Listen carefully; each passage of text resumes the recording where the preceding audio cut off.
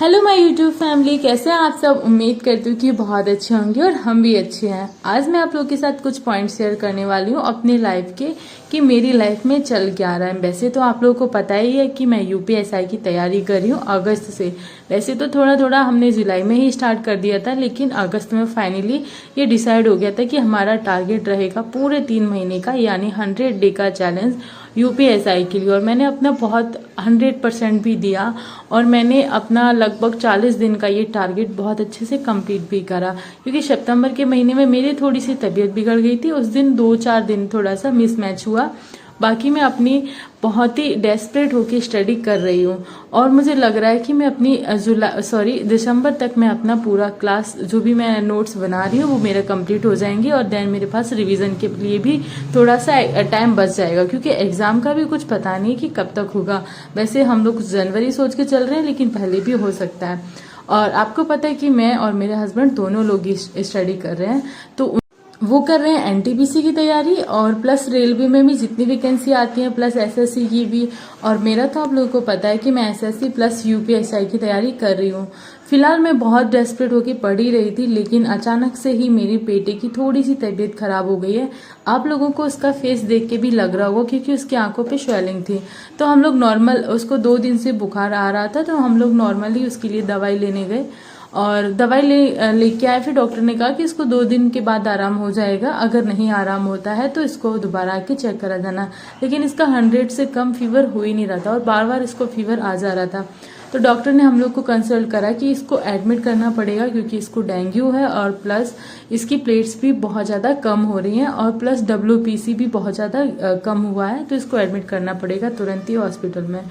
तो पहले तो मतलब कुछ समझ नहीं आया क्योंकि ये 5 साल का हो गया और ये थोड़ा सा अपना ठीक रहता है, खाता पीता रहता है। इससे तो नॉर्मल फीवर सर्दी जुकाम तो होते रहते हैं, लेकिन कभी ऐसी कंडीशन नहीं हुई कि इसको एडमिट भी करना पड़े।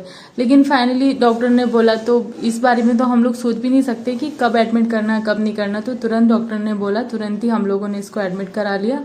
और इसका भी हॉस्पिटल में बिल्कुल भी मन नहीं लग रहा था क्योंकि घर पे जो बच्चे रहे हों फिर एकदम से अचानक एक अलग ही जगह पे पहुंच जाए और वहाँ पे फिर इसके बाबा जी वगैरह सारे लोग मिलने भी आ जाते थे क्योंकि इसका बिल्कुल भी मन नहीं लगता था। इसको ये था कि जल्दी घर जाना है। और बात करें हम लोगों की, तो हम लोग की भी कंडीशन ठीक नहीं थी क्योंकि रात में भी बहुत रात तक, कभी कभी ये वाला वीडियो है जब मैं पूरी रात इसके साथ जगती रही क्योंकि इसको नींद आ रही थी, लेकिन इसके पैरों में बहुत ज़्यादा ईचिंग हो रही, तो ईचिंग की वजह से ये सो नहीं पा रहा था।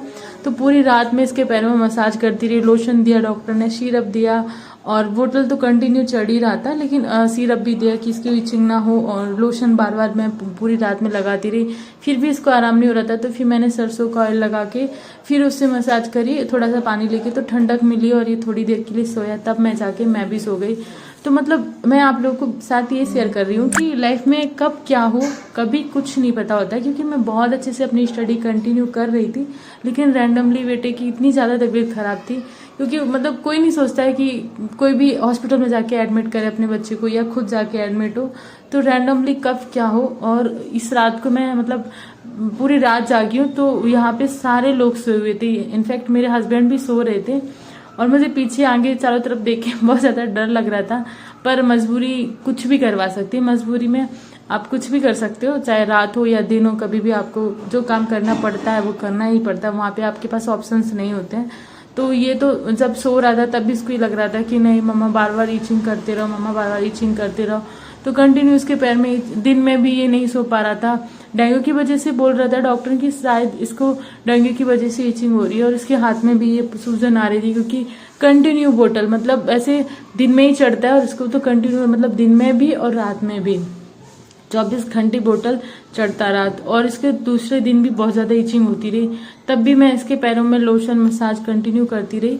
और लगभग डॉक्टर ने 5 दिन हॉस्पिटल में रखा और यही रीज़न था कि मैं आप लोगों के साथ कोई वीडियो नहीं शेयर कर पाई।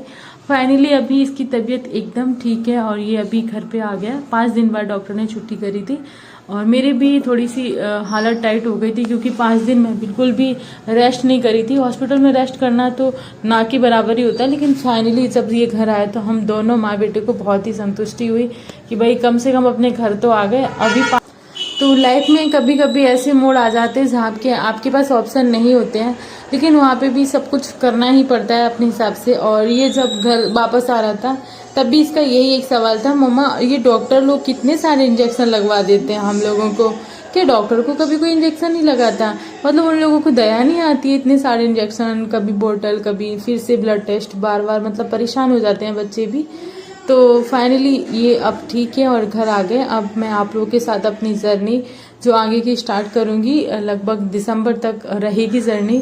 और अभी फाइनली घर आए हैं तो फिर थोड़ा सा रेस्ट कर रहे हैं, 1-2 दिन का रेस्ट करेंगे, क्योंकि ये भी थका हुआ है थोड़ा सा, मैं भी थकी हुई हूँ, तो इसको भी थोड़ा सा रेस्ट। और वैसे तो इसके एग्जाम चल रहे हैं, पर स्कूल से हम लोगों ने लीव ले ली है और इसको रेस्ट के लिए डॉक्टर ने बोला 10 दिन तक। और इसके खाने पीने का बहुत ज़्यादा ध्यान रखना है, क्योंकि इसकी थोड़ी सी डाइट भी कम हो गई है और थोड़ा सा अभी भी अनहेल्दी फील ही करता है। तो अभी थोड़ा सा बच्चे पे 2 दिन ध्यान देंगे। और 8 तारीख से आप लोगों के साथ मेरे रेगुलर जो भी स्टडी से रिलेटेड मेरे वीडियोस रहेंगे, मैं आप लोगों के साथ शेयर करती रहूँगी।